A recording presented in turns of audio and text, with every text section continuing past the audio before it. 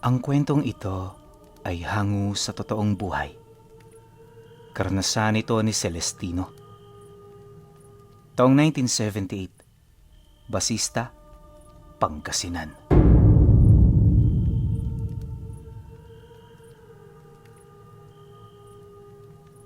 Noong mga panahong ito, nakatira sa baryo ng Basista ang pamilya ni Celestino.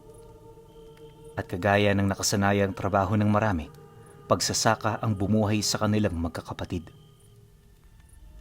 Meron silang kakarampot na lupa roon na halos taon-taon, 2 beses nilang pinaggagapasan. At dahil sa lumaki siya sa bukid, ang lugar na yon ang itinuring niyang paraiso. Kahit maraming mga ulupong, hindi alintana roon nila Celestino ang paglalaro. Anya, na kahit marami nang natutuklaw ng ahas, tila bang hindi pa rin sila nagpapatinag. Aminado rin siya na wala siyang takot sa mga ganoong uri ng nilalang dahil sa alam niya kung papaano ito maiiwasan. Maraming beses na rin siyang nakatagpo nito, kaya naman ang ganoong pangitain ay isang normal na bagay na lamang para sa kanya. Hindi man sa pagmamayabang, may mga pagkakataong pinaglalaroan pa ni Celestino ang mga ganoong uri ng nilalang. Minsan nga, sinusuway na siya ng mga kaibigan niya, pero hindi pa rin siya nagpapapigil. Ang hindi lang niya maisip noon, bakit sa kanilang lahat, siya lang ang hindi natatakot sa ulupong. Kapag kasi nakakakita ang mga ito, agad yung lumalayo na parabang takot na takot yun doon. Naiintindihan naman niya kung bakit nasisindak ang mga ito. Gawa ng matagal na niyang alam kung gaano kabagsik ang mga kamandag nito. Subalit sa kabila ng ganoong kaalaman, tila bang wala pa rin siyang nararamdamang takot. At ang mas nakakagulat pa sa lahat, hindi alam ng mga magulang niya na 3 beses na pala siyang natuklaw ng ganoong uri ng ahas. Yun nga lang, hindi kagaya ng iba na pumapanaw buhat sa kamandag. Siya ay nanatiling buhay at parang wala man lang nangyari. Napakahirap nun para sa kanya dahil pakiramdam niya kakaiba siya sa lahat. Hanggang sa isang gabi, bigla na lamang siyang ginising ng tatay niya buhat sa kakaibang pangyayari. Ang hindi niya alam na sa pagising niya, dito na sasambulat ang katotohanang matagal nang itinago sa kanya.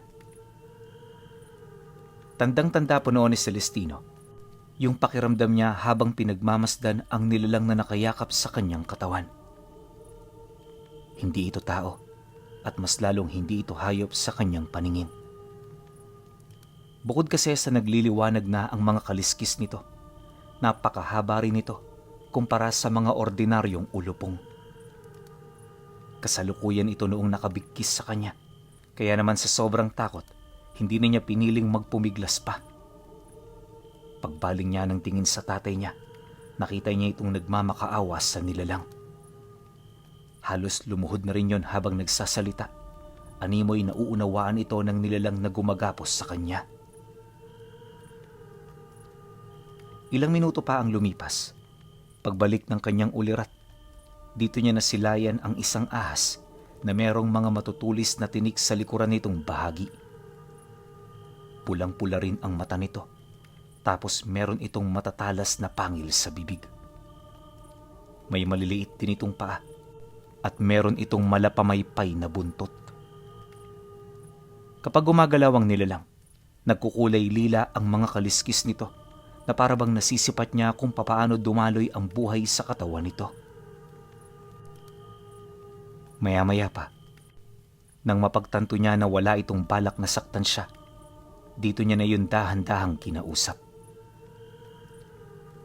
Wala mang ideya kung bakit niya ginagawa ang bagay na yan. Pilit siyang nagbabakasakali na nauunawaan siya nito. Hindi naglawan nang marinig ng nilalang ang kanyang hinaing. Laking gulat na lamang niya nang bigla itong magwika sa kanya. Huwag kang mag-alala. Kaibigan mo ko. Naparito ko para ipaalam sa iyo na nalalapit na ang panahon mo. May matinding panganib na darating. Magsanay ka para maipagtanggol mo ang ating pamilya. Eto, kunin mo. Matutulungan ka nito sa mga panahon ng panganib. Wika ng ahas, kasabay ng pagluwa nito ng isang kulay lilang bato. Inabisuhan siya nitong luluni ng batong yon sa sandaling lumapat ito sa kanyang katawan. Dagdag pa nito na lahat ng sasagi sa kanyang pangitain ay sundin niya ng maigi nang sa gayoy matutunan niya ang lihim at pangunahin nitong abilidad. Matapos naman itong makapagwika, dali-dali itong gumapang papalabas ng bahay. Pagbukas nito ng pinto, agaran itong naglaho sa kanilang paningin. Pagbalik naman ng katahimikan sa paligid, nanatili naman siyang tulala habang pinag-iisipan ang mga bagay-bagay. Yung kanyang ama, panay na ang pagtapik sa kanya, ngunit di pa rin ito magawang makuha ang atensyon niya. Inabot siya ng mahigit kalahating oras sa ganoong sitwasyon bago bumalik ang kanyang wisyo. Nang magkamalay naman siya, napansin niya na wala na ang bato na iniluwa nito. Ayon sa tatay niya, na paghawak niya nito, agad niya yung nilulon. Hindi niya na ito naagapan pa, buhat sa bilis ng mga pangyayari. Matapos naman yung mailahad ng kanyang ama, dito na ito nagtanong ukol sa kanyang mga nararamdaman. At nang marinig naman itong walang kakaiba sa kanya, napabuntong hininga na lamang ito habang taus-pusong nagpapasalamat sa itaas. Ilang minuto pa ang lumipas. Nang bumaba na ang tensyon sa loob ng bahay, nagsimula na ang kanilang pag-uusap.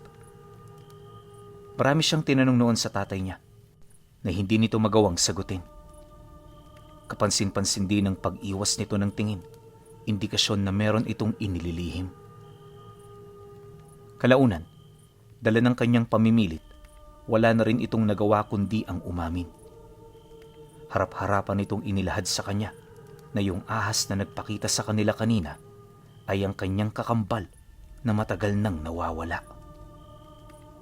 Inilahad din ng tatay niya na noong panahon na hindi pa siya ipinagdadalang tao, nagkaroon ng kasintahang engkanto ang kanyang ina. Ilang buwan din yung nagtagal bago sila naging magkakilala.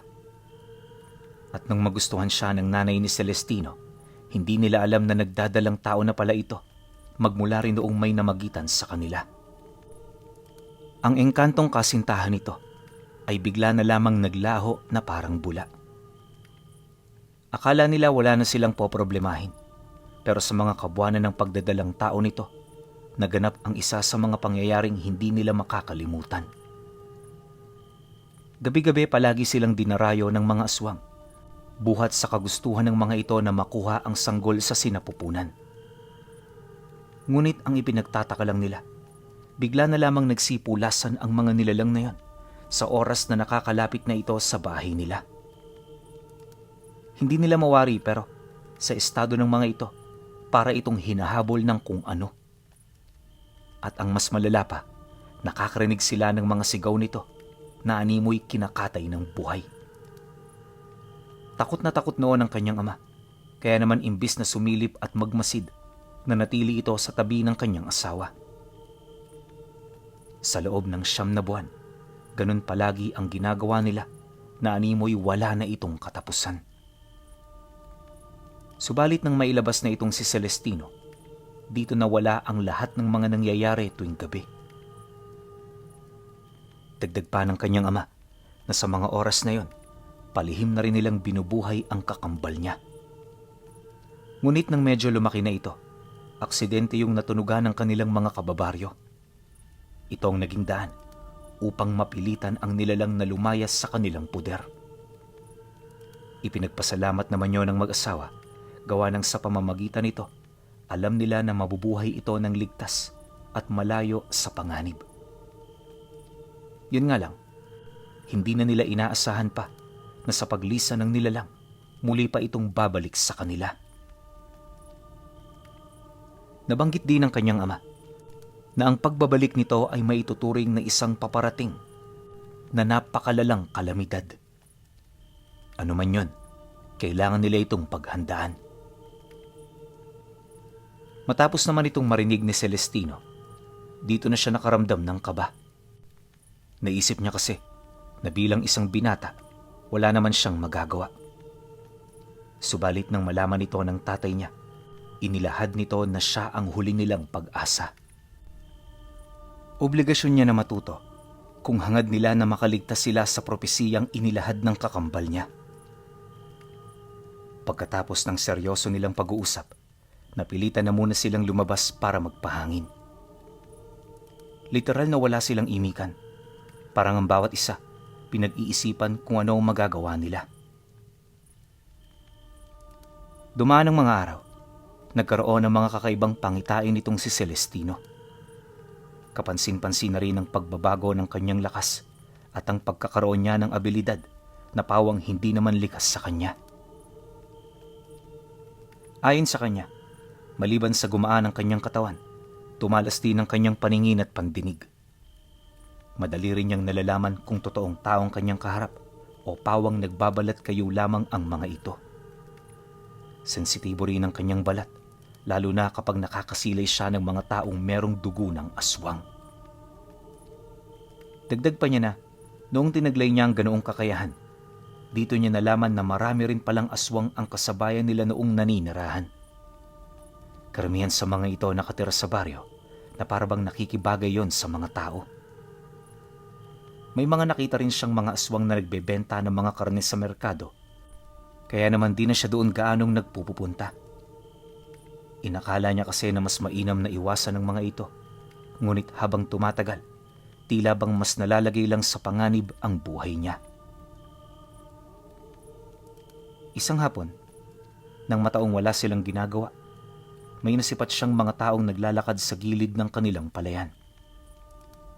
Sa unang tingin, inakala niyang naglalaro lang ang mga ito, pero nang titigan niya ito ng maigi, dito niya napansin na parang meron itong inililibing sa lupa nila. Ano man yun, pansin niya na nilalaso nito ang kanilang mga pananim. Dala ng pag-aalala, agad naman niya itong nilapitan habang paulit-ulit na tinatawag. Ang kaso lang, imbis na makinig sa kanya ang mga ito, tumakbo lang ito patungo sa ibang palayan. Ang buong akala kasi ng mga taong yun, hindi siya susunod, pero nagkamali sila.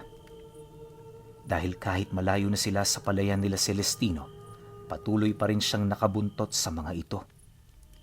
Di niya yun nilubayan, gawa ng hangad niyang malaman kung ano ang itinanim ng mga ito.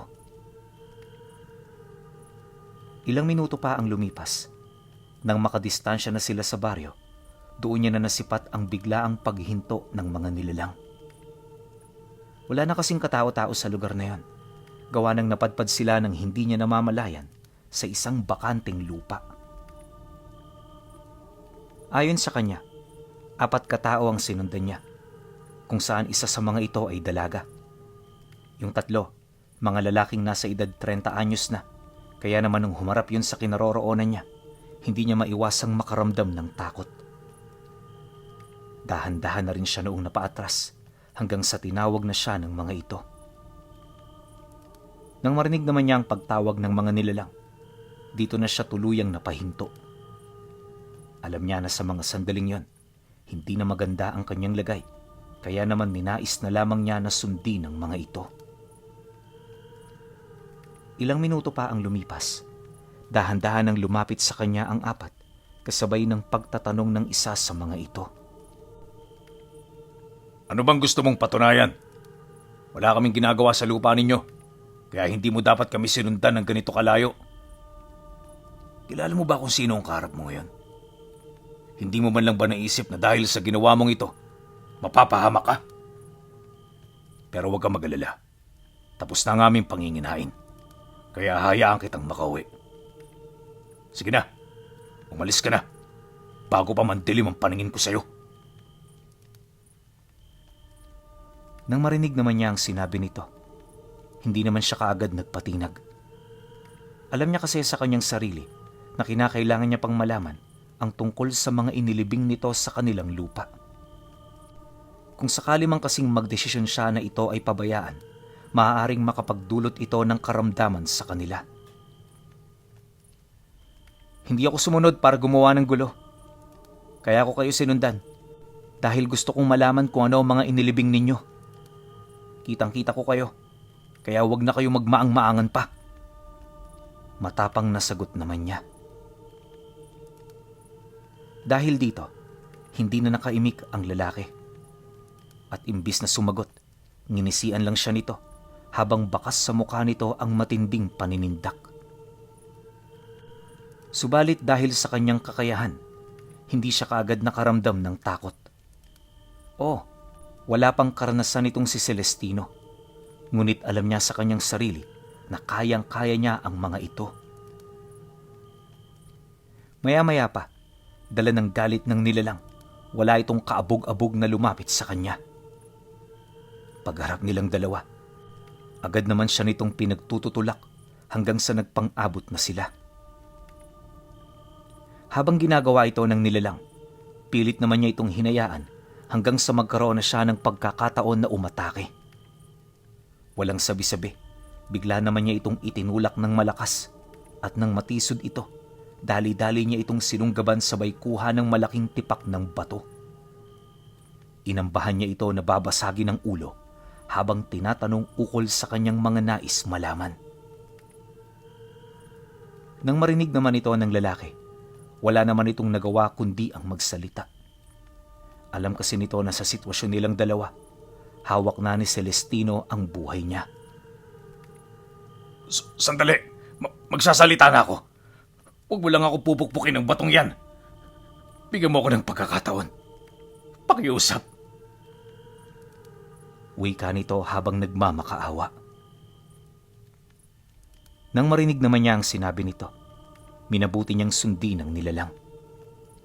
Alam niya kasi na wala namang magagawa ang mga kasama nito, kaya mas mabuting makinig sa mga sasabihin nito upang maunawaan niya ang kasalukuyang nangyayari.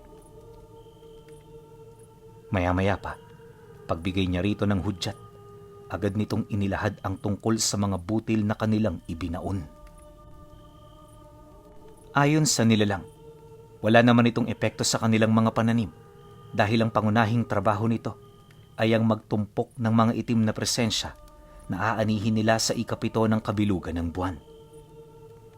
Dagdag pa nito na kaya nila ito ginagawa ay para paunlarin ang kanilang mga abilidad. Dito rin sila kumukuha ng mga pangyayanggaw para maipagpatuloy ang kanilang lahi sa mga susunod pang siglo.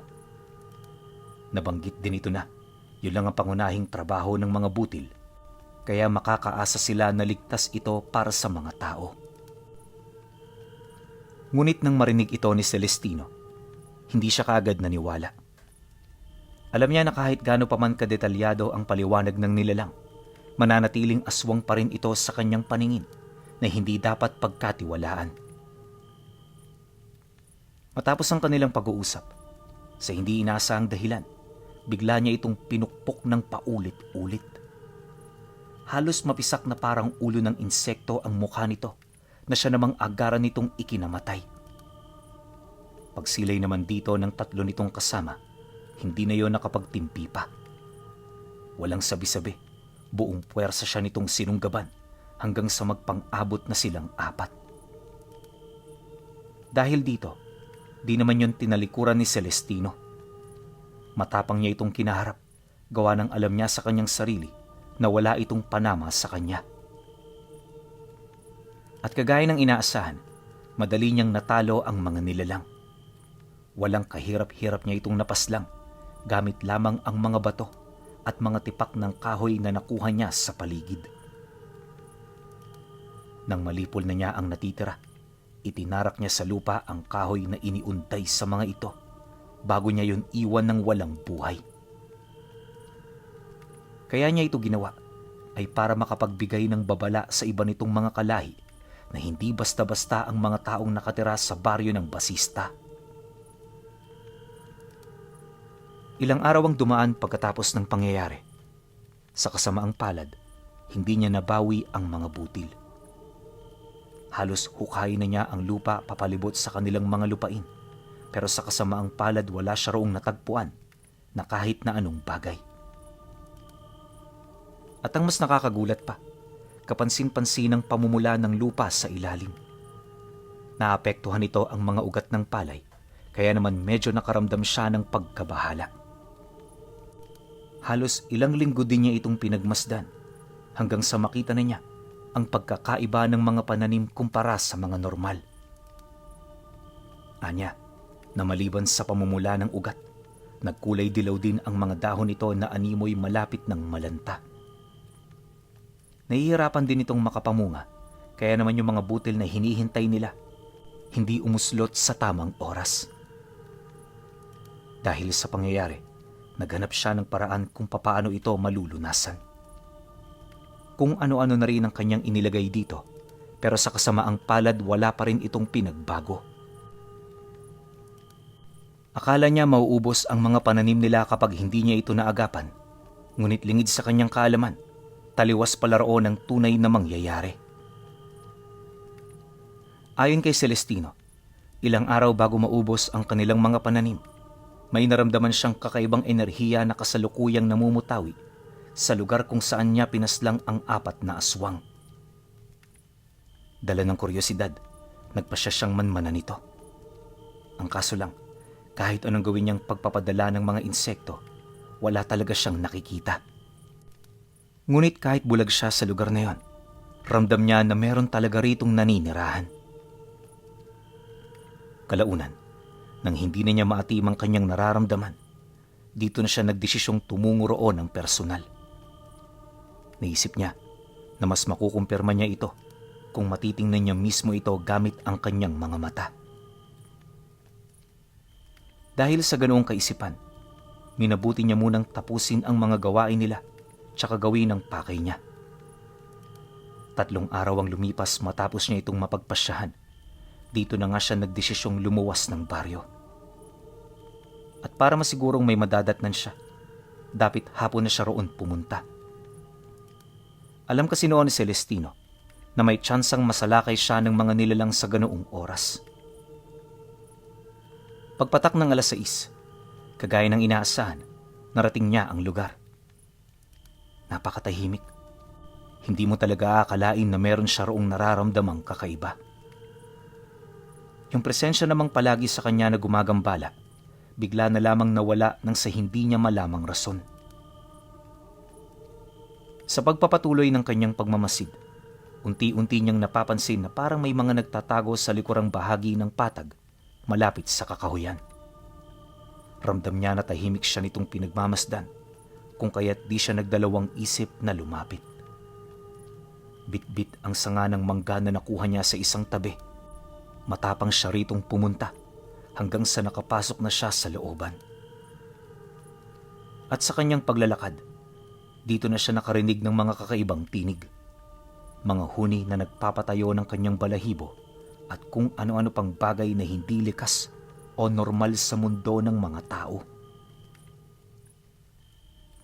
Pagkaraan ng kalahating oras na paglilibot, bigla naman siyang napahinto matapos niyang mapansin ang mga nilalang na nakatayo sa ibabaw ng puno. Tinatago ito ng anino ng kadiliman, kaya naman hindi niya ito agarang napansin. Ngunit nang maagaw na nito ang kanyang atensyon, pinagmasdan niya ito ng maigi habang pinag-aaralan kung saan ito napapabilang na lahi. Sa pamamagitan ng ganoong taktika, agad niyang mahuhulaan kung ano ang abilidad ng mga nilalang nakaharap niya. Maya-maya pa, pag-atungal naman ng mga ito, bigla itong gumapang pababa ng puno. At nang masipat naman ni Celestino ang mahaba nitong mga buntot, dito niya napagtanto na napapabilang ito sa mga mandirigmang lupa na tinatawag ng mga albularyo na lahi ng mga sagubsob. Kumpara sa mga aswang, di hamak na malalakas ang mga ito at palagi itong umaatake ng grupo.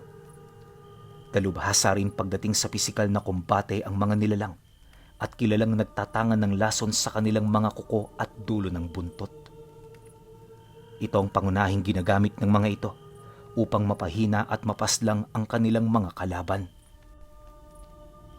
Matapos naman niya yung maunawaan, dali-dali niya itong sinugod.